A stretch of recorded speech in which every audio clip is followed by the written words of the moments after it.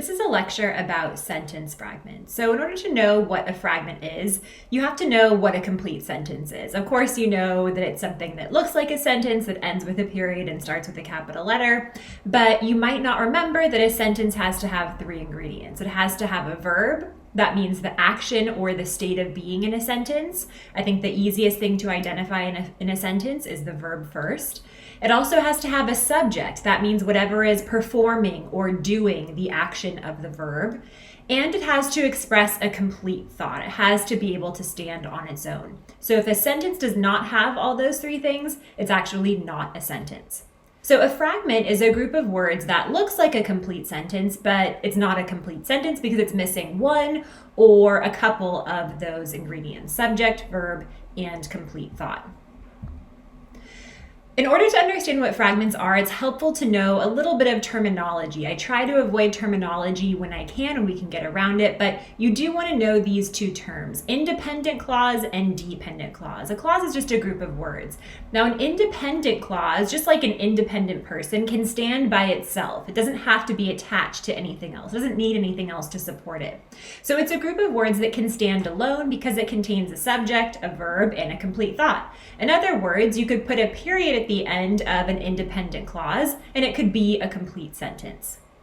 A dependent clause, on the other hand, is a group of words that cannot stand on its own. It's dependent, has to be attached to something else. So it's not a complete thought. Even though it has a subject and a verb, it begins with a dependent word like after or because or since, and just a dependent clause by itself cannot be a complete sentence. Again, a dependent clause by itself cannot be a complete sentence. Let's talk about 4 different types of fragments. So the most important thing is that you're able to identify when something is a fragment and fix it, but it is nice to know the 4 different main types of fragments. So the first one is a dependent word fragment. These are fragments that are just dependent clauses. They might be really long dependent clauses, but they're clauses that cannot stand alone. They need something else to be attached to it, or that dependent word needs to be taken out. These have a subject and a verb, but they start with a dependent word, like as I walked through the museum. That might look like a complete sentence, but it's not, because it has a subject, I, it has a verb, walked, but it begins with that dependent word. Now, of course, we could begin a sentence with any of these dependent words. We can begin a sentence with because or since or although, but we would have to add an independent clause after that dependent clause, like as I walked through the museum, comma, I marveled at ancient dinosaur fossils. So a dependent clause, comma, followed by an independent clause. So those are dependent word fragments. If you feel like you need a little bit of practice, you can look at these samples. And all of these examples, I could just take out the dependent word like after, until, before, or after, or I could add an independent clause. Those are 2 ways. There are more than 2 ways, but those are 2 simple ways of fixing these. So for example, something like, until I graduate from college, comma, I will not take on a second job, right? You could add an independent clause.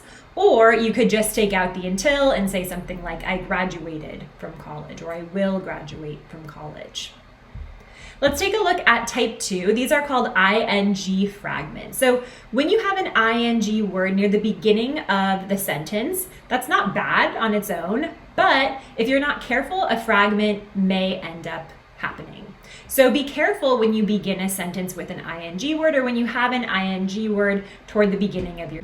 So not expecting anything special, or Selena feeling excited for the holidays. Now probably you can just hear that these are incomplete thoughts.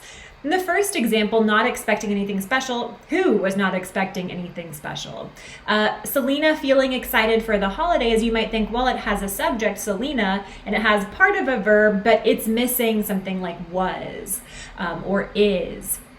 So you can begin a sentence with an ing word, just make sure you finish it.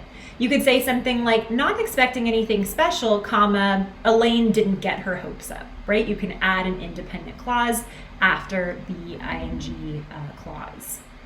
So here are some examples that you can practice on your own, like coming to a stop in front of Jeremy's house or swimming in the sparkling blue waters off the coast of Ecuador. You could say something like Joe was, right? Make it a complete verb, add a helping verb. Joe was swimming in the sparkling blue waters off the coast of Ecuador. Or you could say something like swimming in the sparkling blue waters off the coast of Ecuador, comma, Joe finally felt at peace, right? You could add an independent clause to that. So feel free to do the rest of those if you want. I think you get the idea. Let's take a look at type 3, added detail fragments. So these are fragments that result because you're basically just listing something. And while it's totally okay to begin a sentence with for example or for instance, you want to make sure that you still are following those rules of a sentence, that you have those 3 ingredients, a subject, a verb, and a complete thought. So in this example, for example, salsa, ketchup, mayonnaise, and pickle relish, that's just a list of condiments, right? It's not a sentence. Even though it looks long enough to be a sentence, it is not a sentence. But I could say something like, for example, salsa, ketchup, mayonnaise, and pickle relish are my favorite condiments to put on veggie burgers, right? I could add to it and make it a complete sentence. So you can practice if you want. For instance, girl with a dragon tattoo and Harry Potter. How could you fix that? Well, you could just say something like, for instance, girl with a dragon tattoo and Harry Potters were 2 best-selling books that were later turned into film, right? Or for example, smaller cars driven by Europeans. That's not a complete sentence, but you could say something like, for example, smaller cars driven by Europeans are becoming more popular in the United States. The last one, you might want to tinker with the wording a little bit for added practice. Let's look at type 4, missing subject fragments. I think these are pretty obvious most of the time, but some people believe that the subject kind of carries over from the sentence before. A pronoun carries over, right? If you're writing an essay, you probably don't want to constantly say the person's name that you're referring to. So you can use pronouns like he or she, or indefinite pronouns like nobody or anybody or somebody. But you still have to have a subject and a verb and a complete thought. Your subject can be a pronoun like he or she or it, but you still have to have all those 3 ingredients. So the mayor approved plans for a new park, then ran a marathon. It's not as if the mayor transfers over to the next sentence. I would have to say something like, and then he ran a marathon, or the mayor, right? To make it a complete thought. I think these are pretty easy, so I didn't give you many more examples of that type. That type is simply missing a subject. I want to talk about a couple of myths involving fragments. I think there are a lot of misconceptions.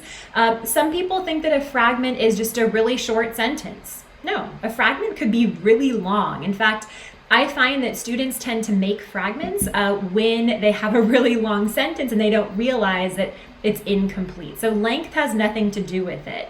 I am is technically a complete sentence, right? Or I walked, that's a complete sentence.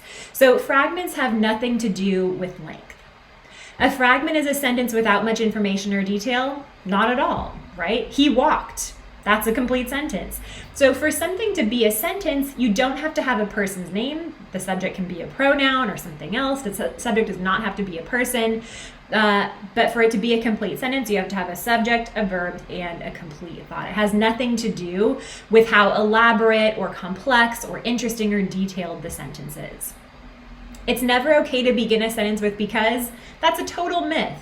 The reason why I think so many people believe that you should avoid beginning sentences with what we call subordinating conjunctions or words like because, since, although, is because when you're first learning how to write, when you're in elementary school or maybe even high school, your teacher is probably worried that you're going to end up with a dependent word fragment, right? Like, because I cashed my paycheck, period, right? So they're worried that you're going to end up with a dependent word fragment. You can absolutely begin a sentence with a dependent word. In fact, I encourage you to do that so that you have complex sentences, but just make sure you add an independent clause to the end of it.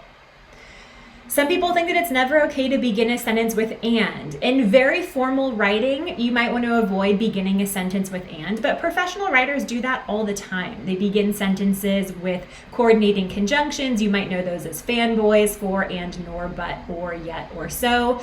While I wouldn't recommend it for, say, a really formal research paper, you can do it, and it can be pretty powerful to begin a sentence with but instead of something like however.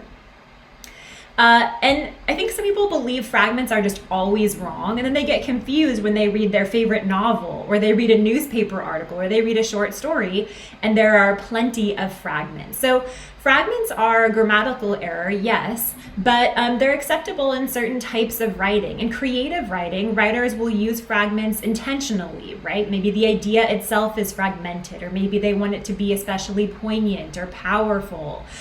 So writers can use fragments, but my philosophy is this.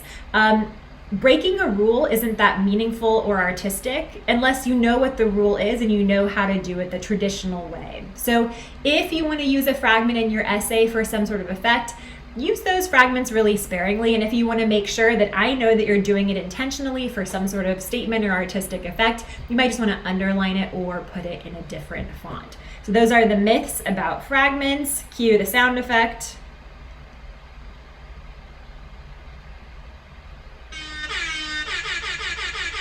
Okay, we busted those myths.